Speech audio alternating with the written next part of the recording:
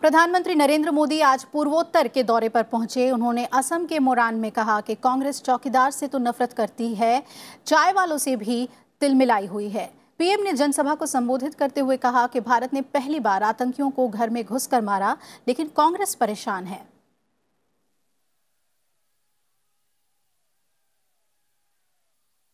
कांग्रेस परेशान है, ये तो घुस करके घर में घुस के मारता है। भारत के साथ पूरी दुनिया खड़ी हो गई, लेकिन कांग्रेस की नींद उड़ गई। भारत ने अंतरिक्ष में अपनी क्षमताओं को विस्तार दिया। आपने देखा होगा 3 दिन पहले हमारे वैज्ञानिकों ने अंतरिक्ष में जाकर के जीवन सैटेलाइट को 3 मिनट में यहां से जाके गिरा दिया। और दुनिया में हम चौथे देश बन गए ये काम करने वाले। आपको खुशी हुई कि नहीं हुई?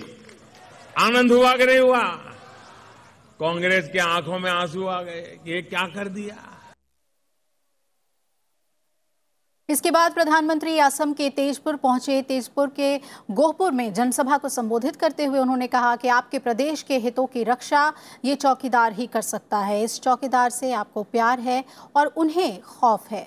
उन्होंने कहा कि कांग्रेस के पास ऐसे मामाओं की फौज है जिन्होंने देश को लूटने का काम किया है।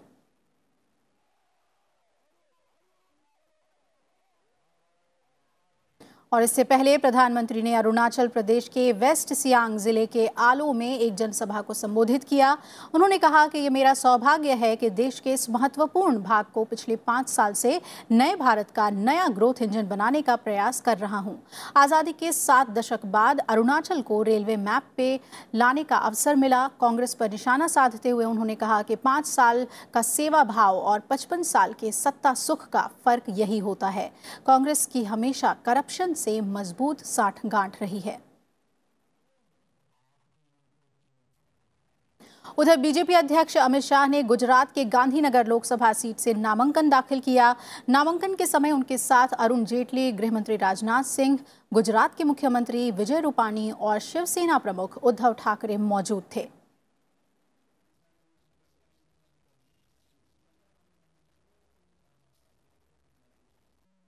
पर्चा भरने से पहले अमित शाह ने भगवा पार्टी का गढ़ कहे जाने वाले गांधीनगर में एनडीए में शामिल सहयोगी दलों के नेताओं के साथ 4 किलोमीटर लंबा रोड शो किया। अमित शाह का ये रोड शो अहमदाबाद के नारनपुरा इलाके में सुबह सरदार पटेल की प्रतिमा पर माल्यार्पण से शुरू हुआ। 4 किलोमीटर लंबा ये रोड शो घाटलोदिया इलाके में पाटीदार चौक पर खत्म हुआ। शाह के रोड शो में शिरोमणि अकाली दल के नेता प्रकाश सिंह बादल, एलजेपी के रामविलास पासवान और शिवसेना प्रमुख उद्धव ठाकरे भी पहुंचे।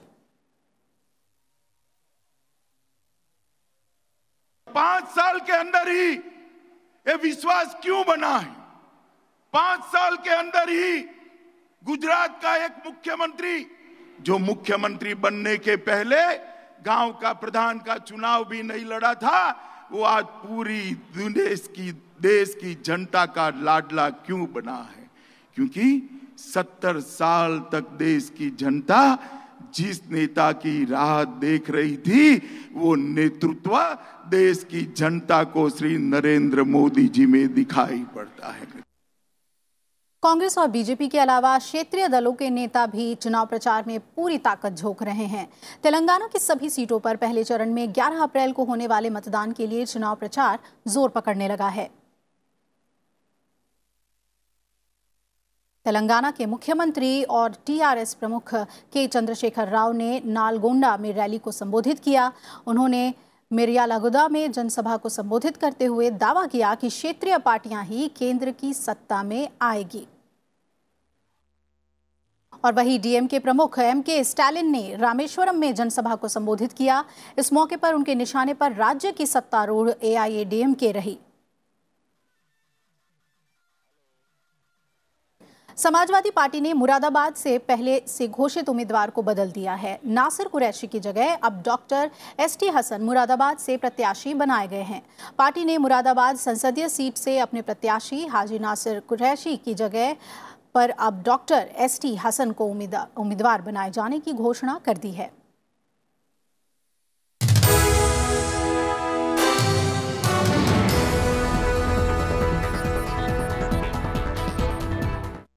राज्यपाल सत्यपाल मलिक ने पिछले साल लद्दाख को नए संभाग के दर्जा दिया है। अब जम्मू कश्मीर राज्य में लद्दाख तीसरा संभाग बन गया है, जिसके चलते अब यहां के लोगों को प्रशासनिक कामों के लिए श्रीनगर जाने की जरूरत नहीं पड़ेगी।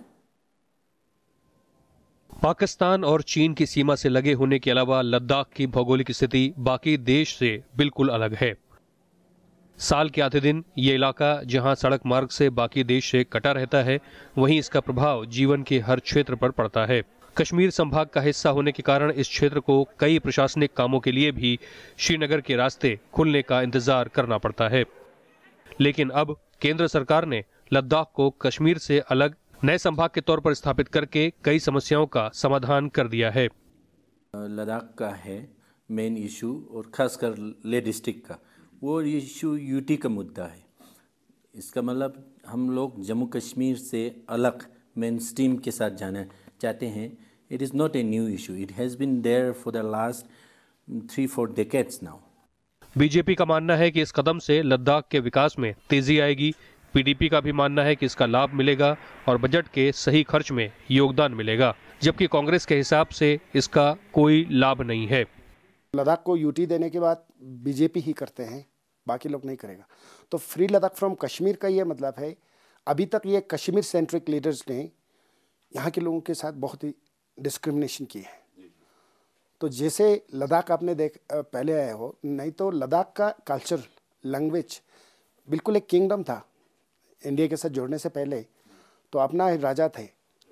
तो हमें कश्मीर के साथ मिलने का कोई मतलब ही नहीं है, उनका टोटली आइडेंटिटी अलग है। मुझे लगता है यहाँ पे लोगों को जो जिनके पास जो दोस्त हु हैव और दोस्त हु डू नॉट हैव, उस जो गैप जो है उनको जो है हमें जो है उस ब्रिज आउट करना है। और जो है लोगों को जो है, जैसे मेरे ख्याल से हम करेंगे बिजली, सड़क, पानी और ये जो चीज़ों की जो बात करेंगे, तो आप गाँवों में जाएंगे, अभी भी जो है it's a very sad to see कि लोगों को जो है साफ पीने का पानी तक अभी नहीं मिलते हैं। यहाँ के हालात को जो यहाँ के लोग समझेंगे, वो वहाँ एयर कंडीशन में बैठे हुए चाहे कितना भी एक्सपर्ट हो, IAS हो, IFS हो या आप टेक्नीशियंस हो, कोई भी हो, नहीं समझ पाएंगे।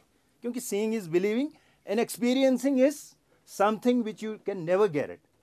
तो यहाँ लोगों को मालूम है किस तरह इसका समाधान निकालना है। बीते हुए 50-60 सालों में लद्दाख जैसे जगहों को केवल एक ब्यूरोक्रेट जो 1-1.5 साल के लिए यहाँ भेजा जाता था, जिसने इस हालत को कभी देखा नहीं अपने जीवन में, अचानक यहाँ पहुँच जाता है। सर्दियों में -30-40 होता है, 6-7 महीना रास्ता कटा रहता है। यहाँ हरियाली कुछ महीने को देखने को मिलता है। अब जम्मू कश्मीर व लद्दाख संभाग तीनों की मंडल स्तरीय प्रशासकीय इकाइयां होंगी। लद्दाख संभाग में लेह और कारगिल जिला होंगे। एक मंडलायुक्त और IGP जल्द ही लद्दाख में नियुक्त किया जाएगा। राज्य प्रशासन की ओर से जारी आदेश में कहा गया है कि लद्दाख के लिए अब प्रशासकीय व राजस्व डिवीजन भी अलग होंगे, जिसका मुख्यालय लेह में ही होगा। लद्दाख के लिए मंडलायुक्त लेह और महानिरीक्षक राज्य पुलिस लेह के पद भी सृजित किए गए हैं। रविंद्र सिंह चौरान, राज्यसभा TV।